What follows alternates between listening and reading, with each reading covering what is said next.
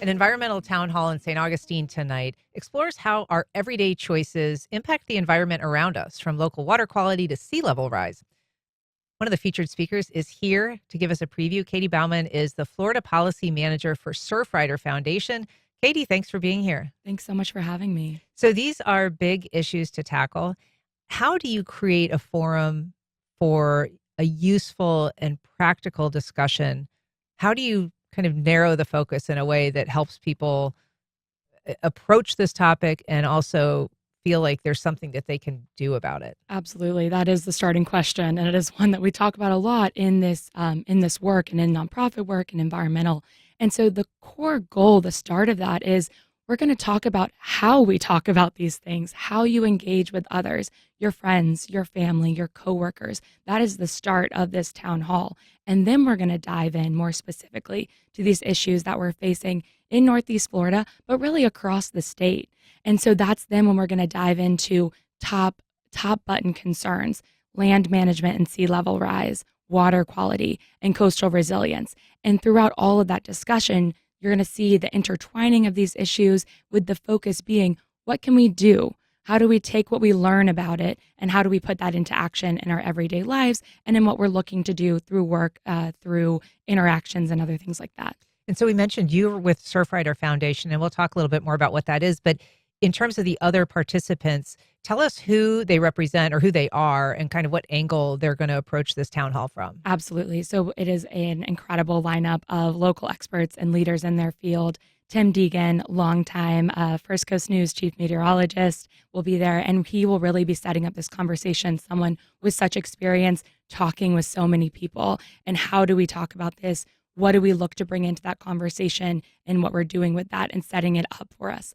And then Jen Lomberk, the Matanzas Riverkeeper, she'll be really diving into water quality issues and what do we see in our local Northeast waterways, and then how does that build out into what we're looking at across the state. And then also Dr. Todd Osborne, who's a professor of biogeochemistry at UF Whitney Lab, and he'll be looking at sea level rise and land management and how our choices and decisions there are impacting what we see, the science behind that. Then I'll be speaking about coastal resilience and really focusing more on the policy lens and how we can engage in community and stewardship to further those policy goals. Of course, all of this led by Rona DiCamillo, who is the with the League of Women Voters, who'll be moderating. And this is a free and open to the public forum, so people are invited to attend. And we also do have a streaming link on our website if people are interested in joining from that perspective. Your own background is on the intersection of policy and law and public engagement, and have a legal background, you have a policy background.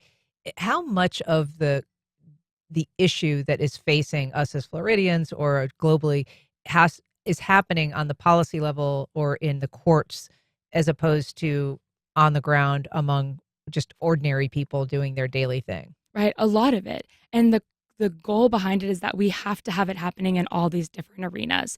We have to have the policy and the law working and informed by community on the ground, impacts on the ground, data and science from what we're seeing. And so that lens that we bring to it, and really what I think this town hall will explore, is these three big areas: community, stewardship and science, and policy. And they all interact together. Community being, how are we informed by what people are seeing, by what we're saying, by what can work?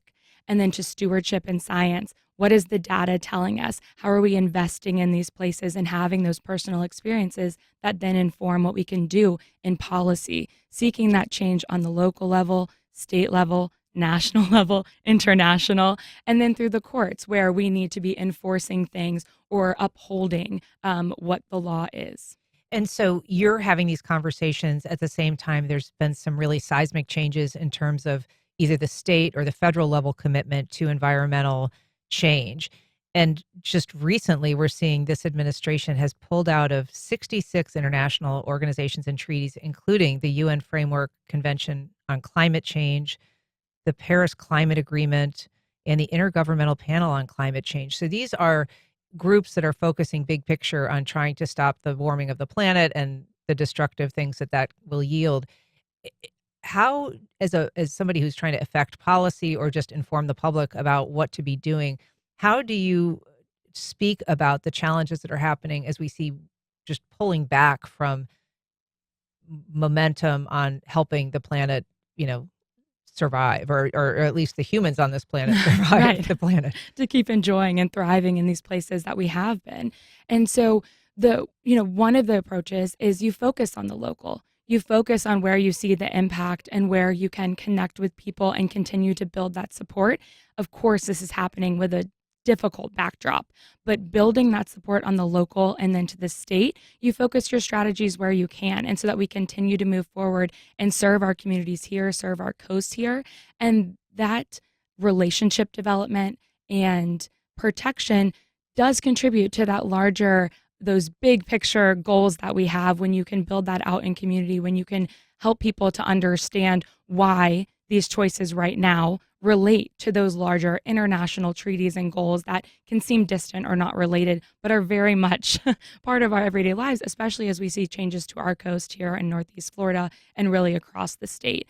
And so honing in when there are, overarching difficulties on the local and on the state approach, that is a goal that we have and one that Surfrider really moves forward with. What do you personally recommend to people when it comes to trying to do something that can be effective on a significant basis, something that they feel like they really could affect change, make a difference? My first advice to anyone is build relationships based on that thing you love, that place you want to go, the fishing spot you want to protect, the beach you walk on every morning.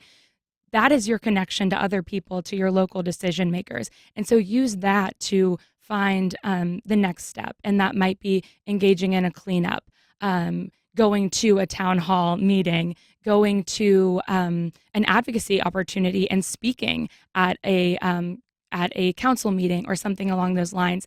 And as you keep taking those steps forward, you're going to continue to understand and grow an appreciation for this thing that you love, and also the work that it takes to protect it and ensure that generations after you will also be able to see it. So it starts with relationships and talking, and then that education and awareness. So tonight's environmental town hall, as we said, is open to everybody. Who do you encourage to come? Everyone, everyone. And I encourage everyone to come because, again, this conversation is about having more conversations and the input from the audience. Those questions are going to be critical. A good part of this town hall is going to be about responding to the questions of people who are there.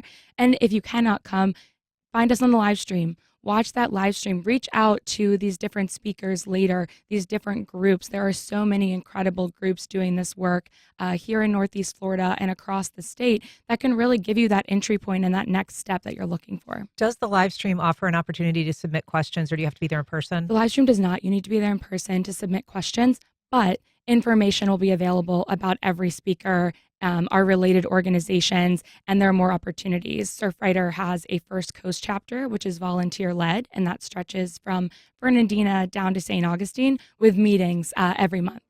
The Environmental Town Hall, it's at Flagler College's Lewis Auditorium. Starts at 6:30. Katie Bauman, thanks so much for being here. Thank you.